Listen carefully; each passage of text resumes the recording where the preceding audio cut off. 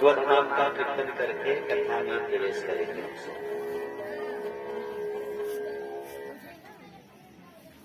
ओम नमो भगवते वासुदेवाय। ओम नमो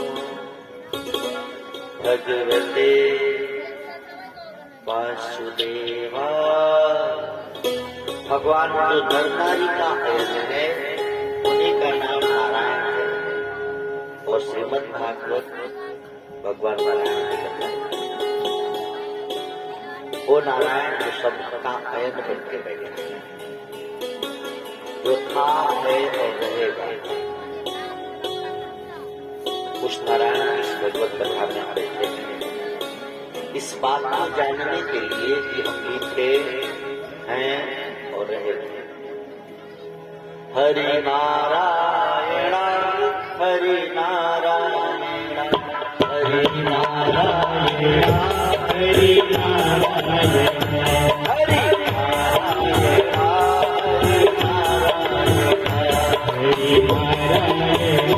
हरि नारायण शिव नारायण शिव नारायण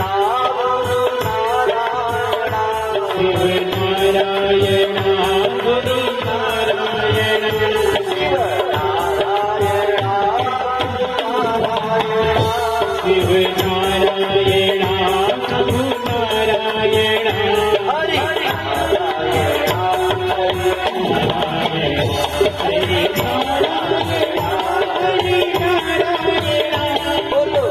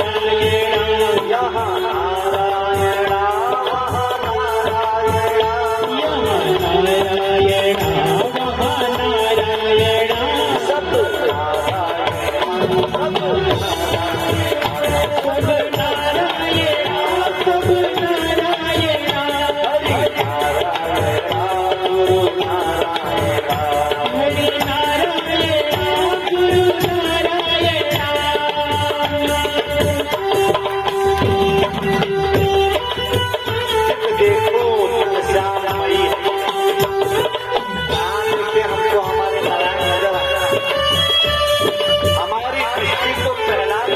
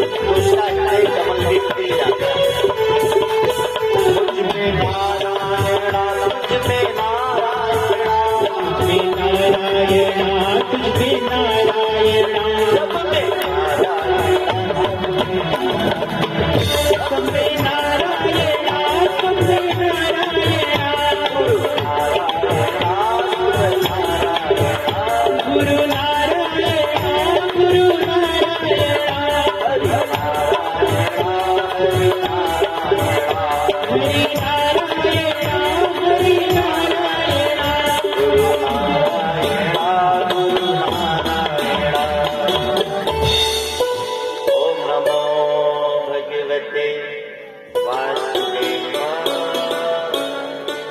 ओम नमो भगवते वासुदेवाय।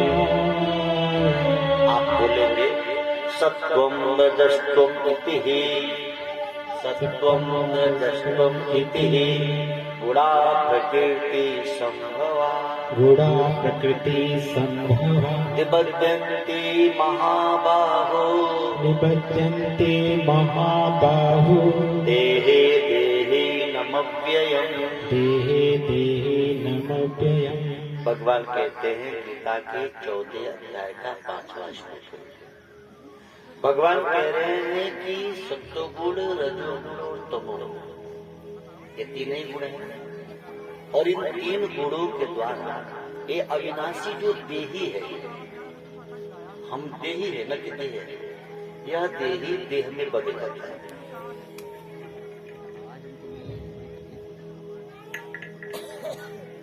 बड़ी सुंदर विषय है। आपका हमारा जन्म होता क्यों है? तो रामचरितमानस कहती है कीर्त सदा माया के प्रेरा, काल कर्म स्वभाव गुण घेरा। ये गुण है, रजोगुण, तमोगुण, सत्वगुण, ये तीन गुण है। भगवान कहते हैं कि इन तीन गुणों के द्वारा ये जो देही है वह देह में बना है, जो अविनाशी है वो विनाश वाले में बद गया है, जो शाश्वत है वो नश्वर में अटक गया है। समझने लायक है।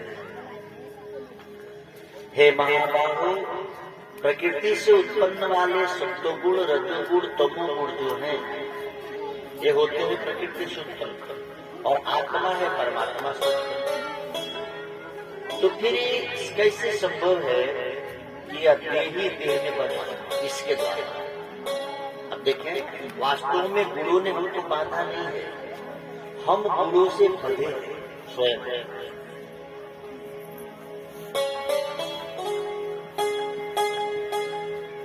इन नश्वर की इतनी मजाल नहीं है कि शाश्वत को अपने में बांध ले, जब तक हम स्वयं ना बदल जाए।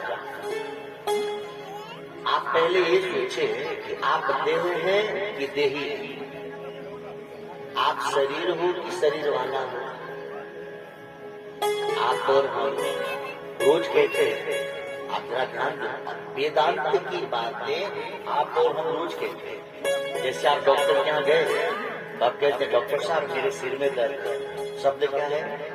आप डॉक्टर से कह रहे हैं कि डॉक्टर मेरे सिर में दर्द है, यानी मुझे दर्द नहीं, मेरे पास जो सिर है उसको दर्द है। जैसे मेरी गाड़ी खराब है, मैं थोड़ी खराब है। ए भाई देखो गाड़ी का चेक करो, आपको पता है आप चैन है। तो हम कह रहे हैं कि डॉक्टर मेरे सिर में दर्द है, यानी सिर में नहीं।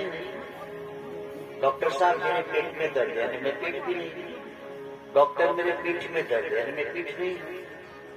डॉक्टर आज मेरे पूरे शरीर में दर्द है, यानी मैं शरीर नहीं। आप कौन हो? आप शरीर हो कि शरीर वाला हो? बोला भी करें, हम शरीर वाला न कि शरीर।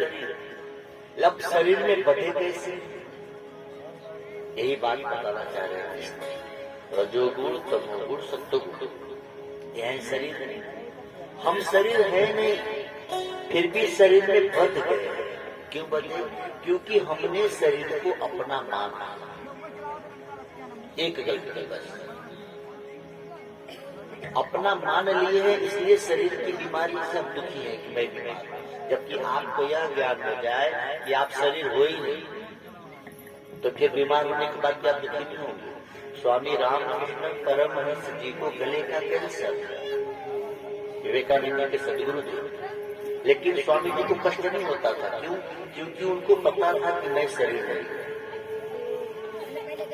रामकृष्ण परमहंस जी को गले का कैंसर है, फिर भी उनको कष्ट नहीं है, इस बात का दुख नहीं है।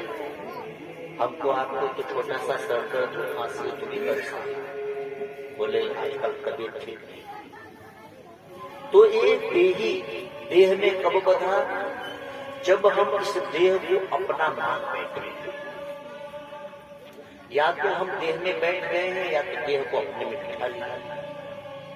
और दोनों तरफ से ही हम बदते जा रहे हैं। तो कृष्ण कहते हैं कि आप और हम, जैसे आपको समझ में आ गया कि भाई ये वस्तु नकली है, जब तक उसको असली लग रहा था क्योंकि असली है। जैसे आपके घर पे कोई गहना है, आपको लगता है कि ये सोना है, असली है, आप उसकी बड़ी हिफाजत कर रहे हैं। अचानक कोई सुनार आया, बोला भैया ये गलत फहमी में मत रहो, नकली है। तो पहले जितना हिफाजत करते तब करोगे आप, जितना जतन से उसको रख रहे तब नहीं रहोगे, आपको समझा रहे यार तो नकली।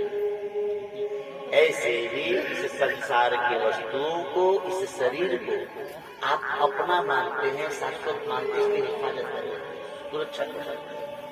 जब भगवत गीता ऐसे ग्रंथों को पढ़कर सुनकर जब ये समझ में आता है कि तुम्हें वही, तो फिर आदमी इससे बेपरवाह हो जाता है कि इसकी तरफ उसकी उतना गति नहीं रहती, रति नहीं रहती। जो प्रीति हमारी शरीर के प्रति है वो नहीं रहती। आप और हम यदि अपने आप का अवलोकन करें तो आप आसक्त कहाँ हैं? शरीर से और शरीर के संबंधियों से। पूरी जीवन हमारा कहाँ खप गया? शरीर को ठीक करने में और शरीर के संबंधियों को ठीक करने में। अच्छा है दोनों शरीर नहीं है। जब शरीर ही अपना है तो शरीर के संबंधी भला अपने कैसे? लेकिन हमने इसे अपना मान लिया। जब शरीर को अपना माना तो शरीर का सुख दुख भी अपना हो गया। शरीर को अपना माने हैं तो शरीर के संबंधी भी अपने लगने लगे। जैसे आपने जब विवाह किया तो विवाह करने से पहले उस स्त्री से आपका कोई लेना देना था? नहीं था। लेकिन एक बार उसको विवाह कर लिए तो उसको अपना माना, तो उसके गहने की चिंता, उसके कपड़े की चिंता, उसके खाने की चिंता आपको होने लगी कि नहीं? अच्छा, विवाह से पहले जब तक उसको नहीं लाए आपको ठीक है, जब तक उसको अपना मान के नहीं लाए थे तब तक उसके गहने की चिंता आपको थी? नहीं थी। कपड़े की चिंता थी? नहीं थी। कहाँ रहेगी, क्या खाएगी, चिंता थी क्या? चिंता तब हुई जब अपना माना। अच्छा देखिए, अजीब व्यवस्था है। विवाह होता है दो का, स्त्री पुरुष, लेकिन जैसे ही आपका विवाह अपनी पत्नी से हुआ तो उसके पूरे घर भर का संबंध आपके घर भर हो गया ना। तो जैसे ही इस शरीर से हम संबंध बनाते हैं तो संसार का सारा संबंध बिना कहे हमसे जुड़ जाता है। ये दुनिया भर का छल, प्यार किया एक से, अब उसके पति उसके बाप को ससुर भी कहो, है ना, उसकी माँ को सासू माँ कहो, तो जैसे संबंध जुड़ गए ऐसे ही शरीर को जब हम अपना मान लेते हैं तो शरीर के अनेक अनेक जो संबंध, कि रजोगुण, तमोगुण, सत्वगुण के जो गुण है उसमें हम आते हैं। तो बहुत अच्छा यह है कि आप जैसे किराए के घर में रहते हैं तो आप उस घर को अपना कभी नहीं मानते। किराया देते हैं, घर में रहते हैं, साफ सफाई करते हैं, सब करते हैं, लेकिन अंदर से आपको पता है कि घर मेरा नहीं है। शहरों में जब हम चले जाते हैं, किराए के घर में रहते हैं, उसमें कचरा थोड़ी करके रहते हैं, सफाई भी करते हैं, सब अच्छे से रहते हैं, लेकिन अंदर से रहता है कि मेरा नहीं है। ऐसे ही शरीर रूपी ये मकान आपको हमको मिला है। आज के बाद इसमें रहिए, सफाई कीजिए, ख्याल भी रखिए, लेकिन यह ध्यान रखिए कि मेरा नहीं है। इतना ही कर लेंगे तो यह देह देही से, यह देही देह से नहीं बनेगा। हम बदे क्यों हैं? क्योंकि इसको हम अपना मान लेते हैं। अपना मानना छोड़ देंगे तो बदना स्वतः ही छूट जाएगा। कई लोग कहते रहते हैं कि माया ने पकड़ रखा। हम लोगों को ना कुछ कम ज्ञानियों ने ये बात को समझा दिया कि भाई आपको माया ने पकड़ रखा है। अच्छा, आपने माया को देखा है? लाल साड़ी पहनते हैं कि सफेद पहनते हैं? कितने लोग बैठे, किसी के हाथ में बंधन दिखाओ कि माया ने बांधा है। आप इतनी माताएं बैठी, जरा सोचो, कोई माँ चाहती है कि उसका बच्चा पढ़ लिख कर डॉक्टर इंजीनियर न बने? हर माँ अपने बच्चे को मार के स्कूल भेजती है, लेकिन माँ है ना भाई, कोमल हृदय है, बच्चे आज स्कूल न जाए, मार खा के रो रो के भी न जाए, तो फिर माँ कहती जाएगा जीत, क्योंकि कोमल हृदय कितना बार मानेगा। ऐसे ही परमात्मा की अभिन्न अंग है माता माया।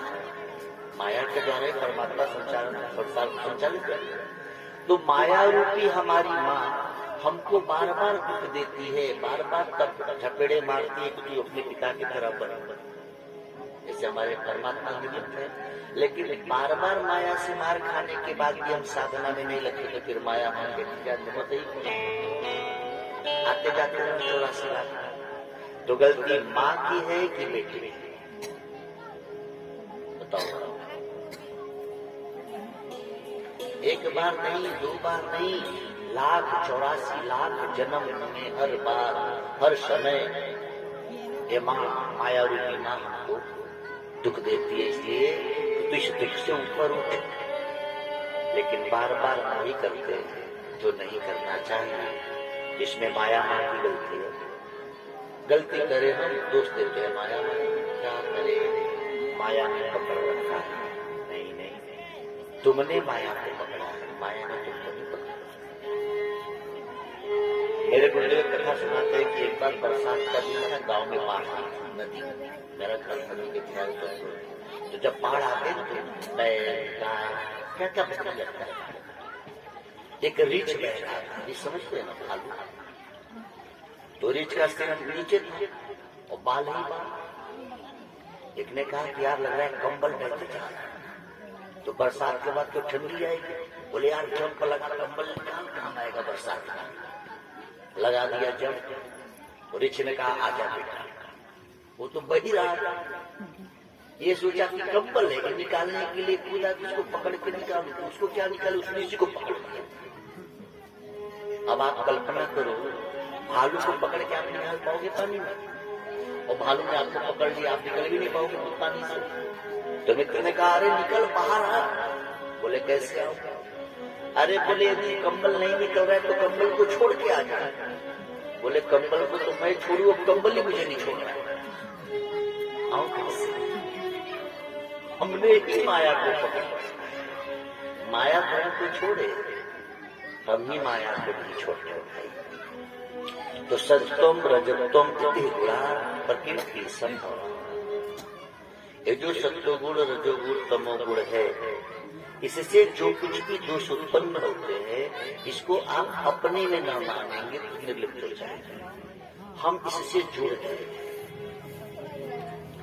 एक व्यक्ति संत के पास जाके कहे कि आप लोग भी इसी दुनिया में रहते हैं, कुटिया बना के जो संत रहते हैं आप गिरते गिरते, तो इसी दुनिया में तो धरती है, इसी दुनिया में रहते हैं, इसी दुनिया का दिया हुआ आप भोजन भी ग्रहण करते हैं, फिर भी आप लोग दुख में दुखी नहीं होते और हम संसारी लोग महाराज सुख में भी सुखी नहीं होते।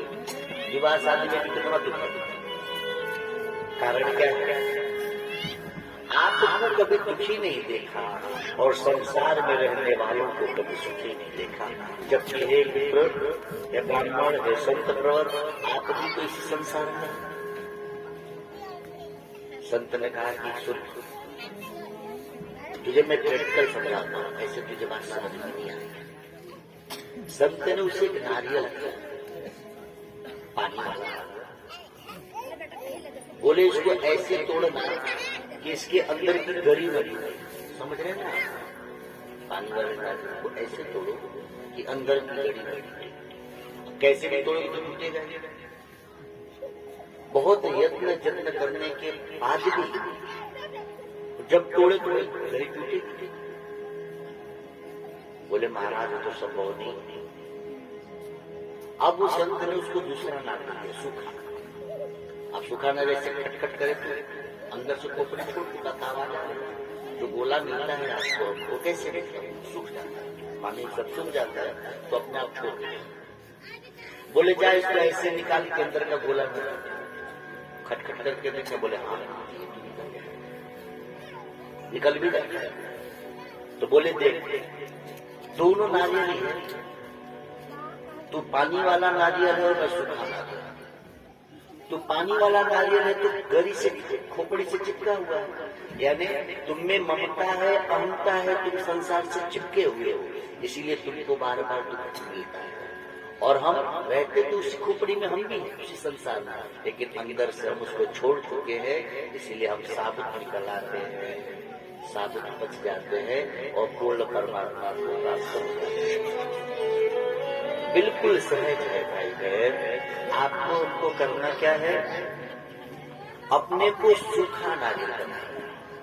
अपने अंदर जो राग, द्वेष, इच्छा, मान, अपमान आदि की ममता, अहंता बड़ी बड़ी है, इस जल से जब हम रहित हो जाएंगे तो इस संसार से हम पूर्ण रूप से वैराग्य को प्राप्त होंगे, ज्ञान को प्राप्त होंगे और पूर्ण परमात्मा को प्राप्त हो जाएंगे। करना क्या है?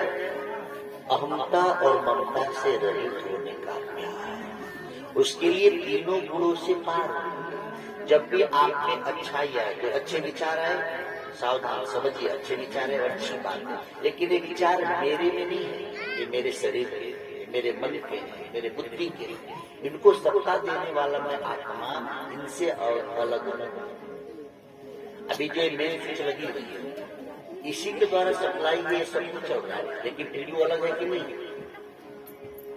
आप आत्मा हो, आपके द्वारा मन संचालित होता है, बुद्धि संचालित होती है, इंद्रिया संचालित होती है, फिर भी आप इनसे अलग हो। पूरे गांव में बिजली चल रही है, लेकिन पावर हाउस इससे अलग है कि नहीं है? वो थोड़ी चला रहा है। तो आत्मा इससे अलग है। एक विचार आ जाएंगे तो आप तीनों गुणों से पार हो जाएंगे, और जब तक तीन गुणों से पार नहीं होंगे तब तक आपका हमारा जीवन पूर्णतः सुखी नहीं होगा, तब तक आप अपने आप को जान नहीं सकेंगे। तो आज के बाद शरीर से जैसे रिश्ता जुड़े हैं तो तीन गुणों से रिश्ता जुड़ गया है, ऐसे ही आज के बाद हम आत्मा से रिश्ता जोड़े। आप समझो कि मैं आत्मा हूँ और मेरा रिश्ता मेरे परमात्मा से है। शरीर का रिश्ता संसार से है, आत्मा का रिश्ता परमात्मा से है। तो आत्मा से रिश्ता जोड़ोगे तो परमात्मा में हो जाओगे, और शरीर से रिश्ता जोड़ के हम संसार में हो गए। तो रिश्ता किसने जोड़ा? आपने। आपके घर बेटा बेटी वाला आया, क्या करो? बाकी मर्जी ना करो, ना करो, जबरदस्ती करेंगे क्या बेटी वाला? नहीं ना।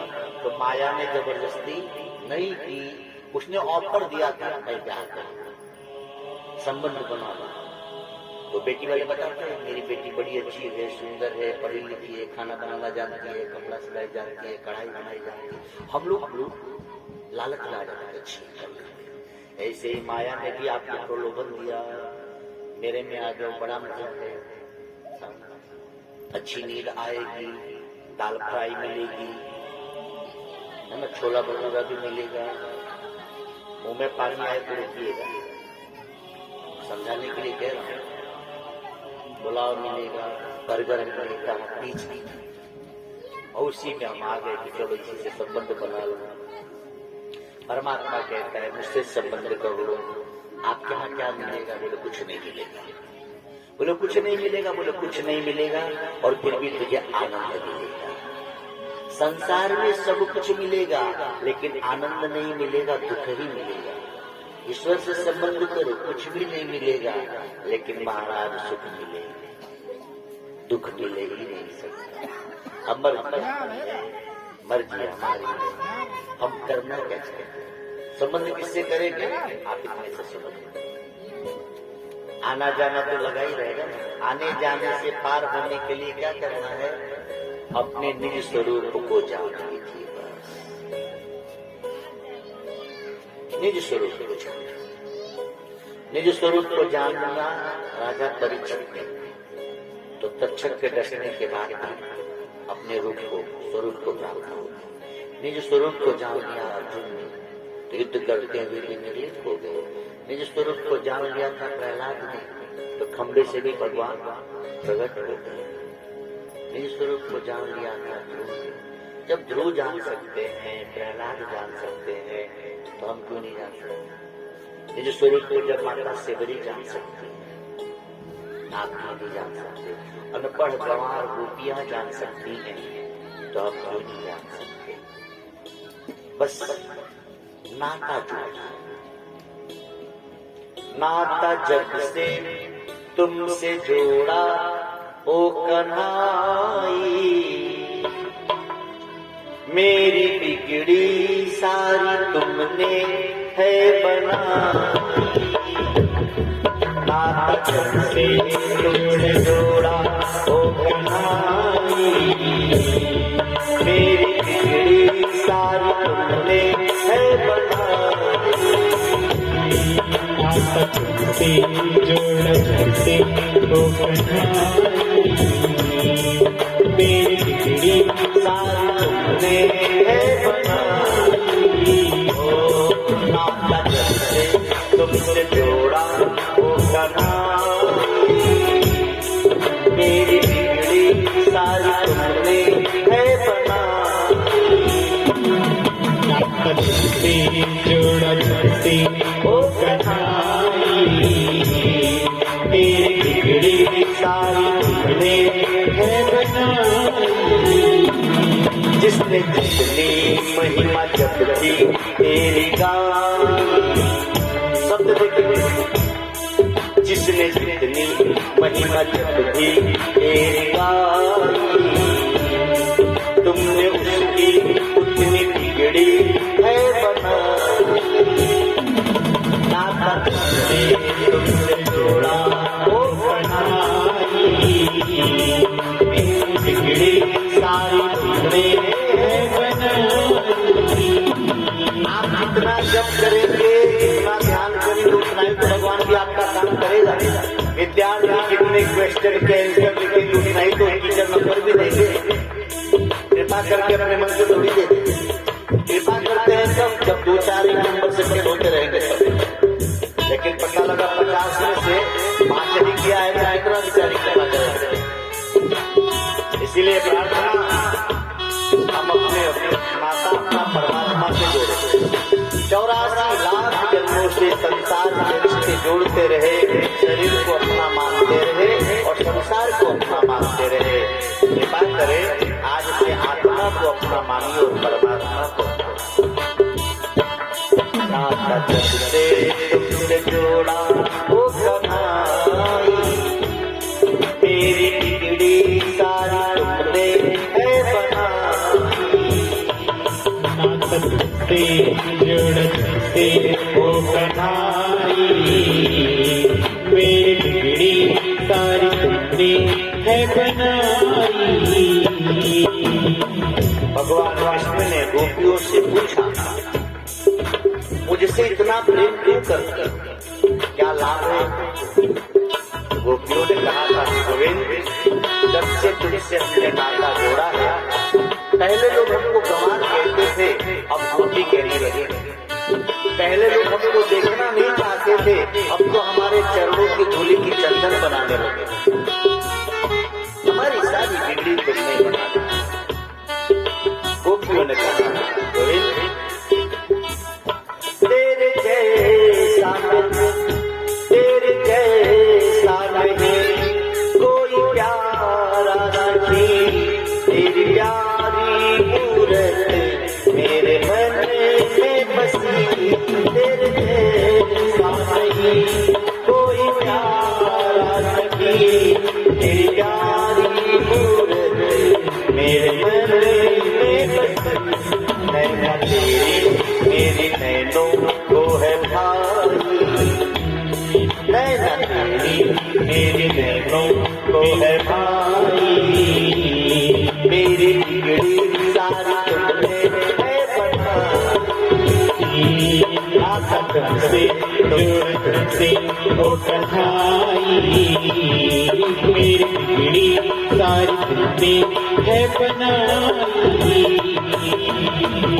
मैंने सुना है संतों से कि वासना हमारी आंखों के द्वारा ही हमारी मति और मन में प्रवेश करती है।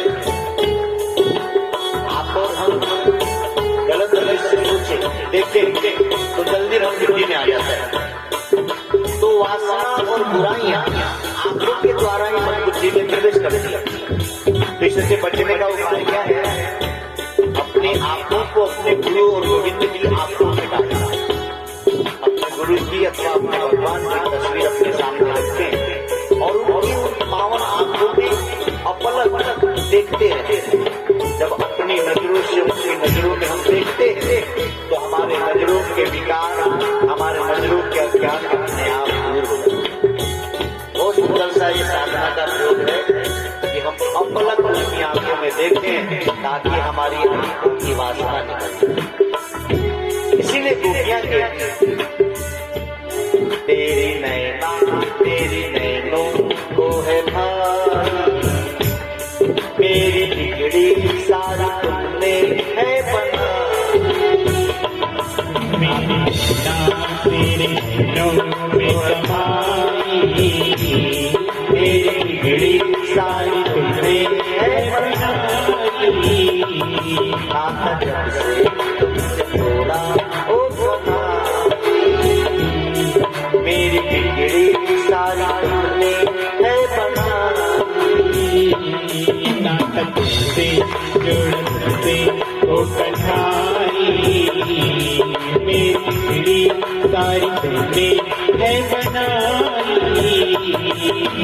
गोपियों ने विद्यालय का मुंह भी नहीं देखा था, लेकिन गोविंद की आंखों में देखने से गोपियों के पास जो दिव्य ज्ञान है, गोपियां बनती हैं। गोपियां योगियों के लिए भी आदर्श होती हैं, क्योंकि गोपियों ने हृदय से भक्ति किया, उनसे जिनसे सभी को मुक्ति कर लेनी चाहिए। गोपियां कहती थी तो ये ज्ञान कितना अद्भुत गोपियों के पास आए।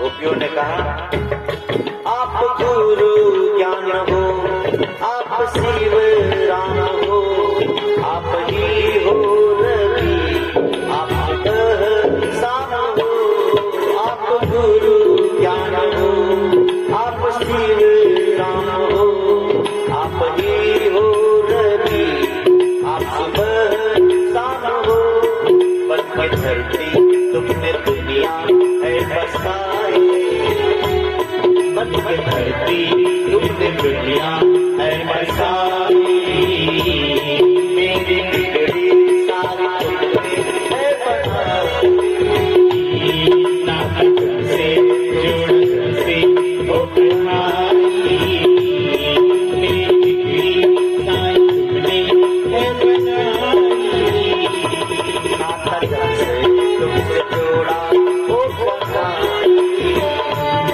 मेरी बिगड़ी सारी तुमने है बनाई, नाटक से जुड़ते ओ कन्हाई, मेरी बिगड़ी सारी तुमने है बनाई। आप ही गुरु हो, आप ही शिव भी हो, आप ही राम भी हो, आप ही धरती भी हो। कैसा दिव्य ज्ञान गोपियों को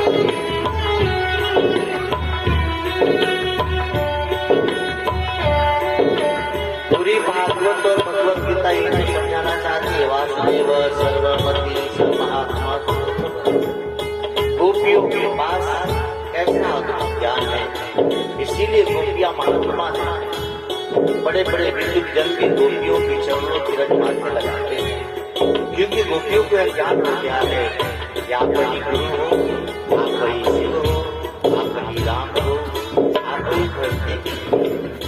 गोपियां कहती हैं गोविंद आप आकाश हो, आप अग्नि बने, आप बन के पवन जन जन में बसे, आप आकाश हो, आप अग्नि बने, आप बन के पवन जन जन में बसे, मुझे पर्वत मोही कह खाई, तू ही पर्वत कह खाई, मेरी बिगड़ी सारी तुमने है बनाई, नाटक से जुड़ते ओ कन्हाई, मेरी बिगड़ी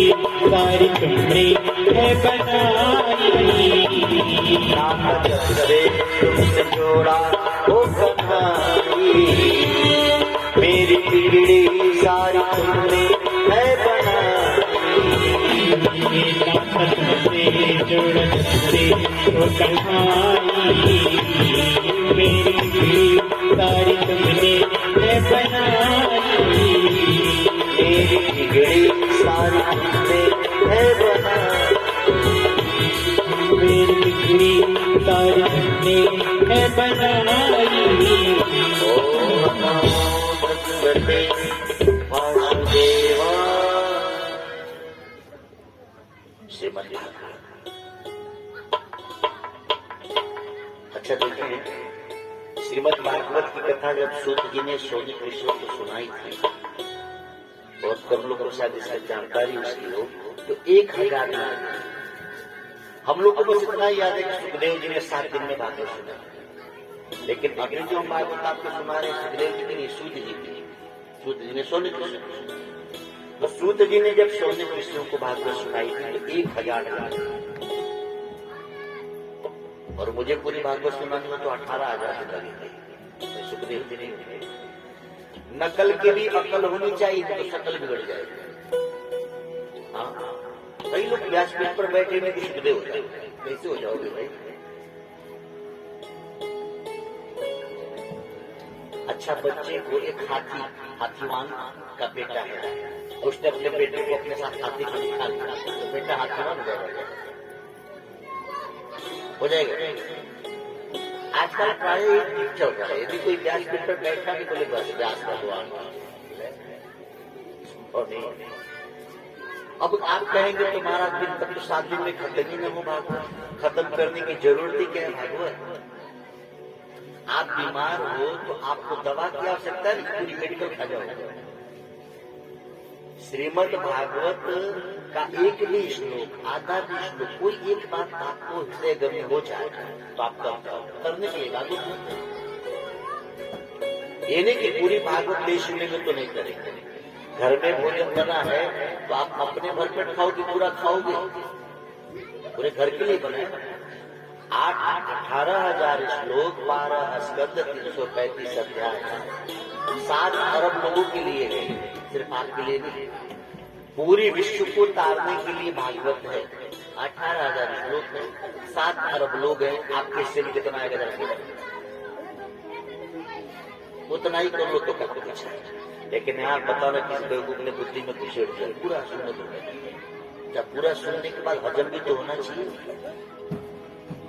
खाना खाने बैठे, सामने घी का डिब्बा 1 किलो का, तो 1 चम्मच डालना, बच जाएगा। अब पूरा एक बार खा बचेगा क्या? कल से दौड़ने लगे। तो भागवत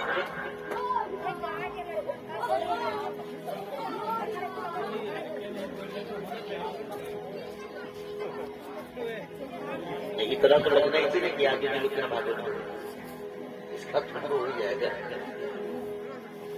ओम नमो भगवते वासुदेवाय।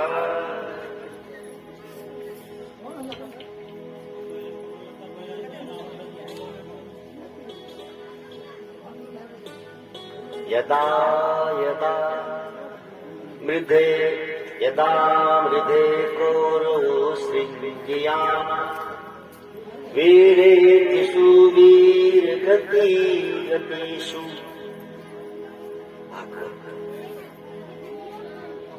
महाभारत युद्ध खत्म हो चुकी है। भीम की गदा से दुर्योधन की जान काट चुकी है। वीर दुर्योधन युद्ध भूमि में पड़े हैं, हाथ में नंगी तलवार लेकर चील कौओं को भगाने का प्रयास करते हैं। यह वह दुर्योधन है जिसकी एक दहाड़ से पूरा हस्तिनापुर कांप जाता है। लेकिन आज ऐसा लाचार पड़ा है कि गिद्ध चील कौवे इंतजार कर रहे हैं कि कब मरे किसी मांस और घायल दुर्योधन हाथ में गदा लेके उनको हाथ में तलवार लेकर उनको भगाने का प्रयास करते हैं। इतने में अश्वत्थामा जी पहुंचे। हम पहले दिन से निवेदन कर रहे हैं कि मेरी कथा सुनाने का कुछ अलग मतलब। अश्वत्थामा जी वहां पहुंचे। अश्वत्थामा जी ने जाके कहा कि महाराज, आप इस महाभारत युद्ध में सेनापति बढ़िया नहीं थे। यदि आप इस युद्ध की सेनापति मुझे बनाए होते तो आज युद्ध का परिणाम कुछ और होता। अब ये अश्वत्थामा की बुद्धि देख लिया, पूरी महाभारत खत्म हो गई है, दुर्योधन की जान टूटी है, वो मरने वाला है, और अश्वत्थामा उससे कह रहा है कि यदि आप सेनापति मुझे बनाए होते तो आज युद्ध का परिणाम अलग होता। आपने कभी भी सेनापति बढ़िया नहीं किया। सबसे पहले सेनापति आपने बनाया पितामह विष्णु को। विष्णु को तो पांडवों से बहुत स्नेह था। सेनापति आप कहते हो, युधिष्ठिर को कह रहे थे विजयी भव, कहां से जीतेंगे? फिर मेरे बाप को बना दिया, तो मेरे पिता द्रोणाचार्य को प्रिय शिष्य अर्जुन ही था। फिर आपने कर्णों को बना दिया, उन्हीं का भाई था। आप सेनापति मुझे बनाए होते तो आज परिणाम कुछ और होता। अच्छा, दुर्योधन तो दुष्ट था ही। दुर्योधन ने कहा तो अभी बहुत कुछ बिगड़ा नहीं है। अब देखिए दुर्योधन की बुद्धि। दुर्योधन कहता है अभी से तुझे अपना सेनापति नियुक्त करते हैं। मेरी सेना में 2 लोग बचे, कृपाचार्य और